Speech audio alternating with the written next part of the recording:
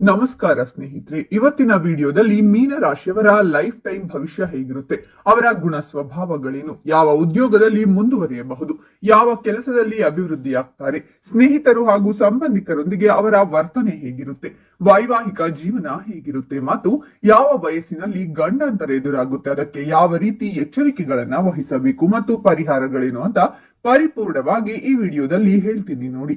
ಈ ಮಾಹಿತಿ ನಿಜಕ್ಕೂ ಮೀನ ರಾಶಿಯವರಿಗೆ ತುಂಬಾ ಉಪಯೋಗವಾಗುತ್ತೆ. ಕೊನೆಯವರೆಗೂ ಸ್ಕಿಪ್ ಮಾಡದೆ ನೋಡಿ. ಅದಕ್ಕೂ ಮುನ್ನ ಮೀನ ರಾಶಿಯವರ ಬಗ್ಗೆ ಇನ್ನೂ ಹೆಚ್ಚಿನ ಮಾಹಿತಿಗಾಗಿ ವಿಡಿಯೋಗೆ ಲೈಕ್ ಮಾಡಿ, ನಮಗೆ ಸಪೋರ್ಟ್ ಮಾಡಿ. ಸಬ್ಸ್ಕ್ರೈಬ್ ಆಗಿಲ್ಲ ಅಂದ್ರೆ ಈಗಲೇ ಸಬ್ಸ್ಕ್ರೈಬ್ ಮಾಡಿ, ಹಾಗೆ ಪಕ್ಕದಲ್ಲಿ ಬರೋ ಬೆಲ್ ಐಕಾನ್ ಅನ್ನ ಕ್ಲಿಕ್ ಮಾಡಿ. ಮೀನ ರಾಶಿಯವರ ಗುಣಲಕ್ಷಣಗಳು ಯಾವುವೆಂದರೆ, ಇವರು ಅಸಾಧಾರಣವಾಗಿ ಸಹಾನುಭೂತಿಯುಳ್ಳವರು. ತಮ್ಮ ಸುತ್ತಮುತ್ತಲಿನವರ ಭಾವನೆಗಳು ಮತ್ತು ಅಗತ್ಯಗಳಿಗೆ ಯಾವಾಗಲೂ ಹೊಂದಿಕೊಳ್ಳುತ್ತಾರೆ. ಅವರು ಇತರರನ್ನ ನೋಡಿಕೊಳ್ಳುವ ಮತ್ತು ಅಗತ್ಯದ ಸಮಯದಲ್ಲಿ ಬೆಂಬಲ ನೀಡುವ ನೈಸರ್ಗಿಕ ಪ್ರವೃತ್ತಿಯನ್ನ ಹೊಂದಿರುತ್ತಾರೆ. ಹೆಚ್ಚು ಸೃಜನಶೀಲ ಮತ್ತು ಕಾಲ್ಪನಿಕ ವ್ಯಕ್ತಿಗಳಾಗಿ ಮೀನ ರಾಶಿಯವರು ಹೆಚ್ಚಾಗಿ ಸಂಗೀತ, ಸಾಹಿತ್ಯ ಮತ್ತು ದೃಶ್ಯ ಕಲೆಗಳಂತಹ ಕಲಾತ್ಮಕ ಅನ್ವೇಷಣೆಗಳತ್ತ ಆಕರ್ಷಿತರಾಗುತ್ತಾರೆ. ಅವರು ಎದ್ದು ಕಾಣುವ ಕಲ್ಪನೆ ಮತ್ತು ಸೌಂದರ್ಯ ಹಾಗೂ ಸೌಂದರ್ಯ ಶಾಸ್ತ್ರದ ಬಗ್ಗೆ ಆಳವಾದ ಮೆಚ್ಚುಗೆಯನ್ನ ಹೊಂದಿರುತ್ತಾರೆ. ಅವರ ಭಾವನೆಗಳು ಆಳವಾಗಿ ಹರಿಯುವುದರಿಂದ ಮೀನ ರಾಶಿಯವರು ಆಳವಾದ ಸೂಕ್ಷ್ಮ ಜೀವಿಗಳು. ಅವರು ಭಾವನೆಗಳನ್ನ ತೀವ್ರವಾಗಿ ಅನುಭವಿಸುತ್ತಾರೆ ಮತ್ತು ಇತರರೊಂದಿಗೆ ಸುಲಭವಾಗಿ ಸಹಾನುಭೂತಿ ಹೊಂದಬಹುದು. ಆದರೆ ಈ ಸೂಕ್ಷ್ಮತೆಯು ಅವರನ್ನು ಟೀಕೆ ಮತ್ತು ಭಾವನಾತ್ಮಕ ಏರಿಳಿತಗಳಿಗೆ ಗುರಿಯಾಗುವಂತೆ ಮಾಡುತ್ತದೆ. ಮೀನ ರಾಶಿಯವರು ಅಂತಃಪ್ರಜ್ಞೆ ಮತ್ತು ಮಾನಸಿಕ ಸಾಮರ್ಥ್ಯಗಳನ್ನ ಹೆಚ್ಚಿಸಿದ್ದಾರೆ. ಆಗಾಗ್ಗೆ ಮುನ್ಸೂಚನೆಗಳು ಅಥವಾ ಅರ್ಥಗರ್ಭಿತ ಒಳನೋಟಗಳನ್ನ ಅನುಭವಿಸುತ್ತಾರೆ. ಅವರು ತಮ್ಮ ಕರುಳಿನ ಪ್ರವೃತ್ತಿಯನ್ನ ನಂಬುತ್ತಾರೆ ಮತ್ತು ಜೀವನದ ಸವಾಲುಗಳು ಮತ್ತು ಅನಿಶ್ಚಿತತೆಗಳನ್ನ ನ್ಯಾವಿಗೇಟ್ ಮಾಡಲು ತಮ್ಮ ಆಂತರಿಕ ಮಾರ್ಗದರ್ಶನವನ್ನ ಅವಲಂಬಿಸುತ್ತಾರೆ. ತಮ್ಮ ನಿಸ್ವಾರ್ಥ ಸ್ವಭಾವಕ್ಕೆ ಹೆಸರುವಾಸಿಯಾದ ಮೀನ ರಾಶಿಯವರು ಇತರರಿಗೆ ಸಹಾಯ ಮಾಡಲು ಹೆಚ್ಚಿನ ಪ್ರಯತ್ನ ಮಾಡಲು ಸಿದ್ಧರಿರುತ್ತಾರೆ. ಕೆಲವೊಮ್ಮೆ ತಮ್ಮ ಸ್ವಂತ ಯೋಗಕ್ಷೇಮವನ್ನ ಕಳೆದುಕೊಳ್ಳುತ್ತಾರೆ. ಅವರು ಕಾಳಜಿ ವಹಿಸುವವರ ಸಂತೋಷ ಮತ್ತು ಸೌಕರ್ಯಕ್ಕೆ ಆದ್ಯತೆ ನೀಡುತ್ತಾರೆ. ಇನ್ನು ವ್ಯವಹಾರದಲ್ಲಿ ಅತ್ಯುತ್ತಮ ವೃತ್ತಿ ಆಯ್ಕೆಗಳು ಯಾವುವೆಂದರೆ, ಮೀನ ರಾಶಿಯವರು ತಮ್ಮ ಅಂತಃಪ್ರಜ್ಞೆ ಮತ್ತು ಸ್ವಪ್ನಶೀಲ ಸ್ವಭಾವವನ್ನು ಬಳಸಿಕೊಳ್ಳಬಹುದಾದ ವೃತ್ತಿಗಳಲ್ಲಿ ಅಭಿವೃದ್ಧಿ ಹೊಂದುತ್ತಾರೆ. ಉದ್ಯಮಶೀಲತೆಯನ್ನ ಪರಿಗಣಿಸುವವರಿಗೆ ಆಧ್ಯಾತ್ಮಿಕತೆ, ಗುಣಪಡಿಸುವಿಕೆ ಅಥವಾ ಸೃಜನಶೀಲ ಕಲೆಗಳಿಗೆ ಸಂಬಂಧಿಸಿದ ಉದ್ಯಮಗಳು ವಿಶೇಷವಾಗಿ ಪ್ರತಿಫಲದಾಯಕವಾಗಿರುತ್ತದೆ. ಸಮಗ್ರ ಚಿಕಿತ್ಸೆ, ಸಮಾಲೋಚನೆ ಸೇವೆಗಳು ಅಥವಾ ಕಲಾತ್ಮಕ ಪ್ರಯತ್ನಗಳ ಮೇಲೆ ಕೇಂದ್ರೀಕರಿಸಿದ ವ್ಯವಹಾರಗಳು ಮೀನ ರಾಶಿಯವರ ಸಹಾನುಭೂತಿ ಮತ್ತು ದಾರ್ಶನಿಕ ವಿಧಾನದೊಂದಿಗೆ ಉತ್ತಮವಾಗಿ ಹೊಂದಿಕೆಯಾಗಬಹುದು. ಇನ್ನು ಮೀನ ರಾಶಿಯವರ ಹಣಕಾಸಿನ ಬಗ್ಗೆ ಹೇಳುವುದಾದ್ರೆ, ಹಣಕಾಸು ನಿರ್ವಹಣೆಯ ವಿಷಯಕ್ಕೆ ಬಂದಾಗ ಮೀನ ರಾಶಿಯವರು ಅದೃಷ್ಟಶಾಲಿ ಭವಿಷ್ಯವನ್ನ ಹೊಂದಿರುತ್ತಾರೆ. ಅವರು ಸಾಮಾನ್ಯವಾಗಿ ತಾವು ಗಳಿಸುವುದರಲ್ಲಿ ತೃಪ್ತರಾಗಿರುತ್ತಾರೆ ಮತ್ತು ಭೌತಿಕ ಸಂಪತ್ತಿನ ಆಕರ್ಷಣೆಗೆ ಒಳಗಾಗುವುದಿಲ್ಲ. ಬದಲಾಗಿ ಮೀನ ರಾಶಿಯವರು ಭವಿಷ್ಯಕ್ಕಾಗಿ ತಮ್ಮ ಹಣವನ್ನ ಉಳಿಸುವ ಮತ್ತು ಹೂಡಿಕೆ ಮಾಡುವತ್ತ ಗಮನ ಹರಿಸುತ್ತಾರೆ. ಅದು ವೈಯಕ್ತಿಕ ಕನಸಾಗಿರಲಿ ಅಥವಾ ದೀರ್ಘಾವಧಿಯ ಗುರಿಯಾಗಿರಲಿ. ಹಿರಿಯರೊಂದಿಗೆ ಮೀನ ರಾಶಿಯವರ ವರ್ತನೆ ಹೇಗಿದೆ ಅಂದ್ರೆ, ಮೀನ ರಾಶಿಯ ವ್ಯಕ್ತಿಗಳು ಆಳವಾದ ಅಂತಃಪ್ರಜ್ಞೆಯ ಸ್ವಭಾವವನ್ನ ಹೊಂದಿರುತ್ತಾರೆ. ಪದಗಳ ಅಗತ್ಯವಿಲ್ಲದೆ ತಮ್ಮ ಹಿರಿಯರ ಭಾವನೆಗಳನ್ನ ಅರ್ಥ ಮಾಡಿಕೊಳ್ಳಲು ಅವರಿಗೆ ಅವಕಾಶ ನೀಡುತ್ತದೆ. ಅವರು ತಮ್ಮ ಬಾಲ್ಯದಲ್ಲಿ ಪಡೆದ ಉಷ್ಣತೆ ಮತ್ತು ವಾತ್ಸಲ್ಯದ ಪರಸ್ಪರ ವಿನಿಮಯ ಮಾಡಿಕೊಳ್ಳಲು ಶ್ರಮಿಸುತ್ತಾರೆ. ಅವರ ಪೋಷಕರು ಮತ್ತು ಅಜ್ಜಿಯಂದಿರೊಂದಿಗೆ ಪ್ರೀತಿಯ ಮತ್ತು ಬೆಂಬಲದ ಸಂಬಂಧವನ್ನ ಬೆಳೆಸುತ್ತಾರೆ. ಕಿರಿಯರೊಂದಿಗೆ ಮೀನ ರಾಶಿಯವರ ವರ್ತನೆ ಹೇಗಿರುತ್ತೆ ಅಂದ್ರೆ, ಮೀನ ರಾಶಿಯವರು ತಮ್ಮ ಕಿರಿಯ ಸಹೋದರ ಸಹೋದರಿಯರು ಮತ್ತು ಮಕ್ಕಳ ಬಗ್ಗೆ ಸಹಾನುಭೂತಿ ಮತ್ತು ಉಷ್ಣತೆಯನ್ನು ಪ್ರದರ್ಶಿಸುತ್ತಾರೆ. ಈ ವ್ಯಕ್ತಿಗಳು ತಮ್ಮ ಕಿರಿಯ ಕುಟುಂಬ ಸದಸ್ಯರಿಗೆ ಭಾವನಾತ್ಮಕ ಬೆಂಬಲ ಮತ್ತು ಮಾರ್ಗದರ್ಶನವನ್ನ ನೀಡಲು ಪ್ರಯತ್ನಿಸುತ್ತಾರೆ. ಅವರು ಪ್ರೀತಿ ಮತ್ತು ರಕ್ಷಣೆಯನ್ನ ಅನುಭವಿಸುತ್ತಾರೆ ಎಂದು ಖಚಿತಪಡಿಸಿಕೊಳ್ಳುತ್ತಾರೆ. ಇನ್ನು ಸ್ನೇಹಿತರೊಂದಿಗೆ ಮೀನ ರಾಶಿಯವರ ವರ್ತನೆ ಹೇಗಿರುತ್ತೆ ಅಂದ್ರೆ, ಮೀನ ರಾಶಿಯವರು ತಮ್ಮ ನಿಸ್ವಾರ್ಥ ಪ್ರೀತಿ ಮತ್ತು ಸಹಾನುಭೂತಿಗೆ ಹೆಸರುವಾಸಿಯಾಗಿದ್ದು, ಸಹಾನುಭೂತಿಯನ್ನ ಮೆಚ್ಚುವವರಿಗೆ ಅವರನ್ನು ಅತ್ಯುತ್ತಮ ಸ್ನೇಹಿತರನ್ನಾಗಿ ಮಾಡುತ್ತಾರೆ. ಅವರು ಕೆಲವೊಮ್ಮೆ ಕಳೆದು ಹೋದಂತೆ ಅಥವಾ ನಿರ್ಣಯವಿಲ್ಲದವರಾಗಿ ಕಂಡು ಬಂದರೂ ಮೀನ ರಾಶಿಯವರು ಯಾವಾಗಲೂ ತಮ್ಮ ಸ್ನೇಹವನ್ನ ಮುಕ್ತ ಸಂವಹನ ಮತ್ತು ನಿಜವಾದ ಕಾಳಜಿಯ ಮೇಲೆ ನಿರ್ಮಿಸಲಾಗಿದೆ ಎಂದು ಖಚಿತಪಡಿಸಿಕೊಳ್ಳುತ್ತಾರೆ.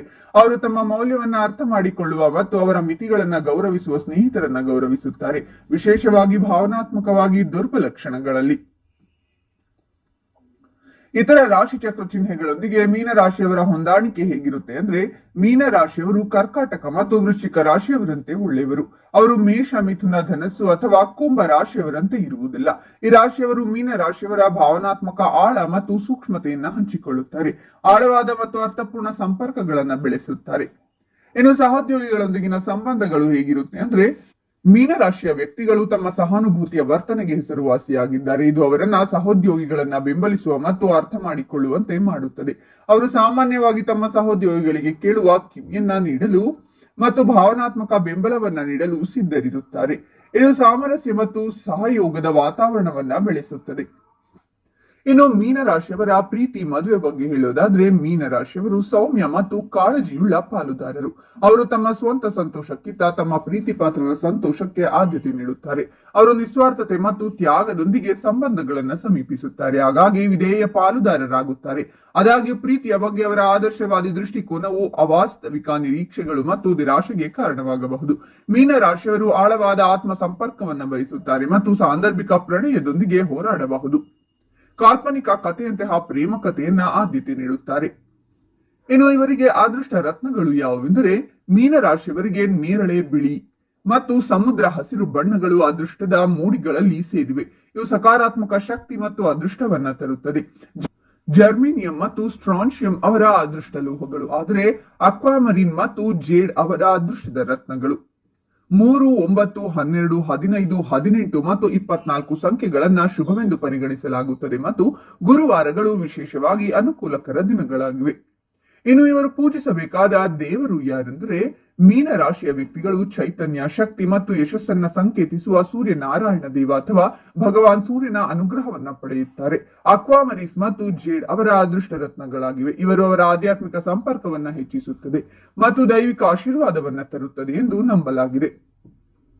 ಮೀನರಾಶಿಯವರಿಗೆ ಕೆಲವು ಸಲಹೆಗಳು ಏನೆಂದರೆ, ಸಂತೋಷದ ಜೀವನವನ್ನ ನಡೆಸಲು ಮೀನರಾಶಿಯವರು ಸ್ವ ಆರೈಕೆಗೆ ಆದ್ಯತೆ ನೀಡಬೇಕು ಮತ್ತು ಇತರರ ಭಾವನೆಗಳಿಂದ ಮುಳುಗಿ ಹೋಗುವುದನ್ನು ತಪ್ಪಿಸಲು ಮಿತಿಗಳನ್ನ ನಿಗದಿಪಡಿಸಬೇಕು. ಅವರು ಕಲೆ, ಸಂಗೀತ ಅಥವಾ ಜರ್ನಲಿಂಗ್ ನಂತಹ ಸೃಜನಶೀಲ ಮಾಧ್ಯಮಗಳಿಂದ ಪ್ರಯೋಜನ ಪಡೆಯುತ್ತಾರೆ. ಇದು ಅವರ ಭಾವನೆಗಳನ್ನ ಮತ್ತು ಆಂತರಿಕ ಆಲೋಚನೆಗಳನ್ನ ವ್ಯಕ್ತಪಡಿಸಲು ಸಹಾಯ ಮಾಡುತ್ತದೆ. ಇನ್ನು ಮೀನರಾಶಿಯವರಿಗೆ ಯಾವ ವಯಸ್ಸಿನಲ್ಲಿ ಗಂಡಾಂತರ ಎದುರಾಗುತ್ತೆ ಅಂದ್ರೆ, 31ನೇ ವಯಸ್ಸಿನಲ್ಲಿ, ನಂತರ 51ನೇ ವಯಸ್ಸಿನಲ್ಲಿ, ತಪ್ಪಿದರೆ 58ನೇ ವಯಸ್ಸಿನಲ್ಲಿ ಅವಘಡಗಳು ಸಂಭವಿಸಬಹುದು. ಹಾಗಾಗಿ ಬಹಳ ಎಚ್ಚರದಿಂದಿರಿ. ಇನ್ನು ಪರಿಹಾರಗಳು ಯಾವುವು ಅಂದ್ರೆ, ಮೀನರಾಶಿಯವರು ದೃಶ್ಯೀಕರಣ ಮತ್ತು ಸಕಾರಾತ್ಮಕ ದೃಢೀಕರಣಗಳ ಶಕ್ತಿಯನ್ನ ಬಳಸಿಕೊಳ್ಳುವ ಮೂಲಕ ತಮ್ಮ ಯಶಸ್ಸಿನ ಸಾಧ್ಯತೆಗಳನ್ನ ಹೆಚ್ಚಿಸಬಹುದು. ಸ್ಪಷ್ಟ ಗುರಿಗಳು ಮತ್ತು ಉದ್ದೇಶಗಳನ್ನ ಹೊಂದಿಸುವುದು ಅವರಿಗೆ ಗಮನ ಮತ್ತು ಪ್ರೇರಣೆಯನ್ನ ನೀಡಲು ಸಹಾಯ ಮಾಡುತ್ತದೆ ಮತ್ತು ಬೆಂಬಲ ನೀಡುವ ಮತ್ತು ಉನ್ನತಿಗೇರುವ ಜನರೊಂದಿಗೆ ತಮ್ಮನ್ನು ಸುತ್ತುವರೆದಿರುವುದು ಅವರ ಭಾವನಾತ್ಮಕ ಯೋಗಕ್ಷೇಮವನ್ನ ಪೋಷಿಸುತ್ತದೆ. ಇದರ ಜೊತೆಗೆ ಮುಖ್ಯವಾಗಿ ನಿಮ್ಮ ಇಷ್ಟ ದೇವರ ಪೂಜೆ ಮಾಡಿ, ಹೂಗಳಿಂದ ಅಷ್ಟೋತ್ತರ ಮಾಡಿ, ದೇವರಲ್ಲಿ ಹೆಚ್ಚಾಗಿ ಪ್ರಾರ್ಥನೆ ಮಾಡಿ. ಇದರಿಂದ ನಿಮ್ಮ ಗಂಡಾಂತರಗಳು ತೊಲಗಿ ಹೋಗುತ್ತೆ. ಆದಷ್ಟು ದೇವರ ಧ್ಯಾನ ಮಾಡಿ. ಹೆದರುವ ಅವಶ್ಯಕತೆ ಇಲ್ಲ. ನೀವು ಪೂಜಿಸುವ ದೇವರೇ ನಿಮ್ಮನ್ನ ಕಾಪಾಡುತ್ತಾನೆ. ಪ್ರತಿದಿನ ದೇವರ ಪೂಜೆಯನ್ನ ತಪ್ಪಿಸಬೇಡಿ. ಇದೆಲ್ಲವನ್ನು ಪಾಲಿಸಿದರೆ ನೀವು ಖಂಡಿತವಾಗಿಯೂ ಗಂಡಾಂತರದಿಂದ ಪಾರಾಗಬಹುದು. ಈ ವಿಡಿಯೋವನ್ನ ಎಲ್ಲ ಸಾಮಾಜಿಕ ಜಾಲತಾಣಗಳಲ್ಲೂ ಶೇರ್ ಮಾಡಿ. ಈ ಮಾಹಿತಿಯ ಬಗ್ಗೆ ನಿಮ್ಮ ಅನಿಸಿಕೆಗಳನ್ನ ತಪ್ಪದೇ ಕಾಮೆಂಟ್ ಮಾಡಿ.